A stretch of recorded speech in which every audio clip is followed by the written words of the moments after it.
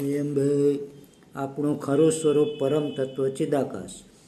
આપણા ચિદાકાશનો આ સઘળો ચિદાભાસ છે. મહાચૈતન્ય વિના બીજી કશી વસ્તુ છે જ નહીં. ચિદાકાશ સિવાય બીજું કાંઈ જ નથી. એટલે તત્વજ્ઞ પોતે એ જ છે. બીજું હોય તો પોતે બીજો હોય ને. જે ચિદાકાશ રૂપ છે એ જ સત્પુરુષ છે. સત્પુરુષનું માણસ એ વ્યક્તિરૂપ આભાસ માત્ર જ છે. જે લહેર દેખાય છે એ નથી, મહાસાગર જ છે. કોઈ માણસ ચિદાકાશ થતો નથી. માત્ર તત્વજ્ઞાનથી સંપૂર્ણ ભ્રાંતિ રહિત થાય છે. એટલે ચિદાકાશ જ છે.